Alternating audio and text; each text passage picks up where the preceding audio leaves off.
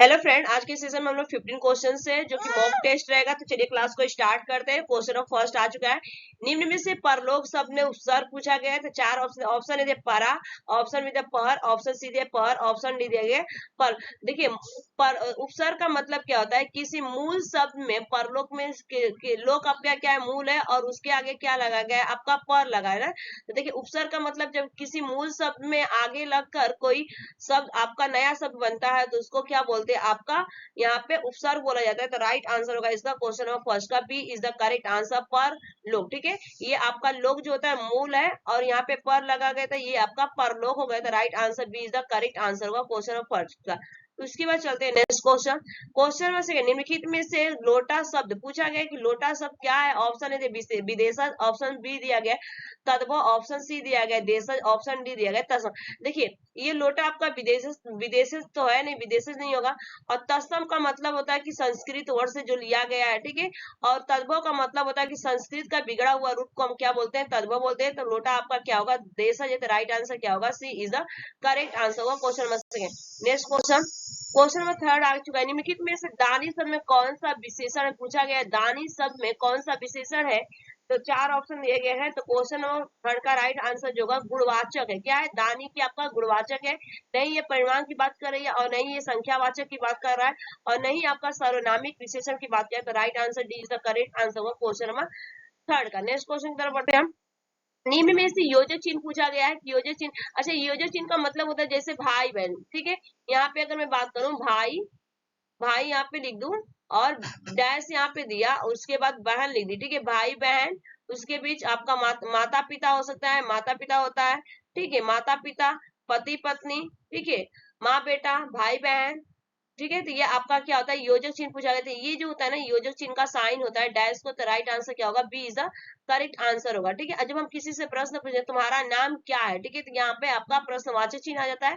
तो right answer ये होगा आपका योजक चिन्ह को B is the correct answer. Next question, निम्नलिखित में से रेतीला शब्द में प्रत्यय, अब पूछा गया रेतीला शब्द में प्रत्यय कौन सा है? तो रेत, देखिए यहाँ पे रेत मीन्स क्या होता है? बालू होता है। अगर मैं बात करूं तो रेत मीन्स आपका बालू। तो यहाँ पे रेतीला पूछा गया, और रेत आपका जो है मूल वर्ड है। ठीक है, मूल शब्द है। अगर मैं बात करूं तो रेत आपका मूल शब्द है, और इसमें रेतीला बना है, तो उसका प्रत्यय पूछा गया है। तो देखिए यहाँ पे ऑप्शन दे इला, ऑप्शन बी दे इल इला, ऑप्शन सी दे ई, ऑप्शन डी दे ला। ठीक है, तो क्वेश्चन ऑफ फोर्थ को फिफ्थ का जो राइट आंसर होगा, छोटी ई की मात्रा, बड़ी ई की मात्रा है, तो यहाँ पे आपका ए इज द करेक्ट आंसर होगा। ठीक है, बड़ी ई की मात्रा है तो रेतीला हो जाएगा, A is the right answer. Next question, पुस्तक मेज पर रखी है में कौन सा कारक है? पूछा गया है पुस्तक मेज पर रखी है, तो कौन सा कारक? ऑप्शन है अपादान कर, देखिए ये अलग तो हो नहीं रहा है, अपादान होगा। ठीक है, और ऑप्शन इसका राइट आंसर क्या? अधिकरण। ठीक है, अधिकरण कारक है। ठीक है, अधिकरण का मेज पर रखिए, पर। ठीक है, तो रखी गई है मेज पर, चिपकी है। तो right answer B is the correct answer होगा। नेक्स्ट क्वेश्चन, निम्न में से तारीख किस भाषा का शब्द पूछा गया? तारीख किस शब्द, किस भाषा का शब्द? ऑप्शन ए दिया देशज, ऑप्शन बी दिया गया फारसी, बिल्कुल नहीं। तो राइट आंसर अरबी। ठीक है, C is the correct answer होगा। जो तारीख होता है ना, जो आपका डेट होता है ना, ये आपका अरबी है।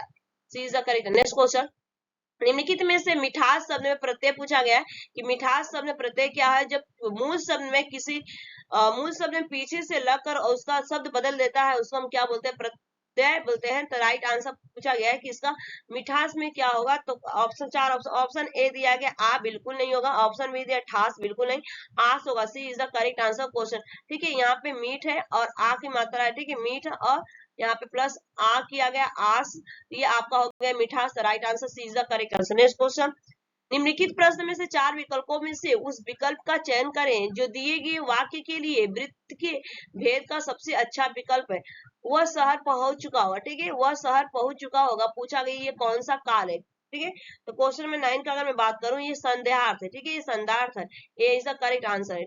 उसके बाद चलते हैं नेक्स्ट क्वेश्चन, भाषाई कौशल अथवा सुनना, बोलना, पढ़ना, लिखना विकास किस कक्षा तक पूर्ण हो जाना चाहिए? तो ये ऑप्शन है कक्षा 2, ऑप्शन बी कक्षा 3, ऑप्शन सी दिया। राइट आंसर क्या होगा? इसका सी इज द राइट आंसर, कक्षा 5 तक बोलना, सुनना, पढ़ना, लिखना ये पूरी तरह से विकसित हो जाना चाहिए बच्चों में। तो ओवरऑल डेवलपमेंट की बात की गई है, तो C is the correct. Next question, उच्च प्राथमिक स्तर पर हिंदी भाषा शिक्षण का उद्देश्य नहीं है। पूछा गया है कि उच्च प्राथमिक स्तर जो आपके 6 से लेके 8 तक होते हैं, उनका भाषा शिक्षा का उद्देश्य क्या नहीं है?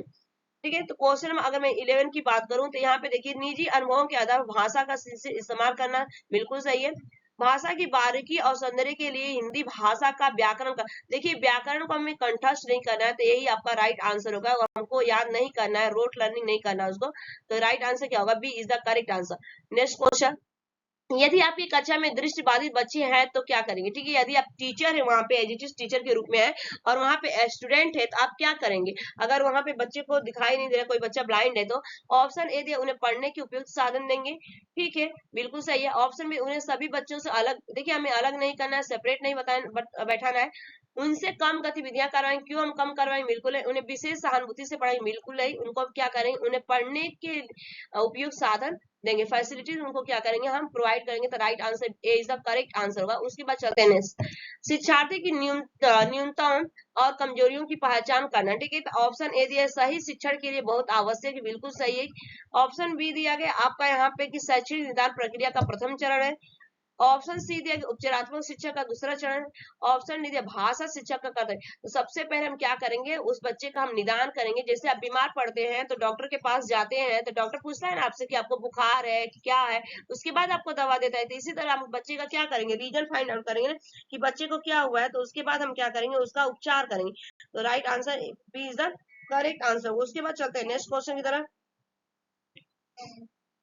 नेक्स्ट क्वेश्चन, क्वेश्चन नंबर 14 आ चुका है आप लोग के स्क्रीन पे। उच्च प्राथमिक स्तर में व्याकरण पढ़ने की आगमन पद्धति पूछा गया। आगमन पद्धति का मतलब होता है क्वेश्चन नंबर 14 का कि जो पहले आपका एग्जाम्पल से नियम जाते हैं, तो सबसे पहले उदाहरण से क्या करेंगे? हम नियम जाएंगे, ज्ञान से अज्ञान की तरफ बढ़ते हैं। ठीक है, ये आपका इंडक्टिव मेथड में आता है। तो right answer A is the correct answer होगा। उसके बाद नेक्स्ट, एक भाषा के अध्यापक को बच्चे में क्या होना चाहिए? क्वेश्चन अगर मैं 15 की बात करूं, ऑप्शन ए दिया अलंकारिक भाषा प्रयोग की समझ विकसित करने पर बल देना, बिल्कुल नहीं। ऑप्शन बी दिया गया कि विविध संदर्भों में भाषा प्रयोगों की क्षमता विकसित करने पर बल देना चाहिए, बिल्कुल सही है कि विविध संदर्भ कॉन्सेप्चुअल होना चाहिए वहां पे। तो राइट आंसर क्या होगा? B is the correct answer होगा क्वेश्चन में 15 का। तो ये आपके 15 क्वेश्चन कंप्लीट हो गए। Thanks for watching this video. Bye bye, have a nice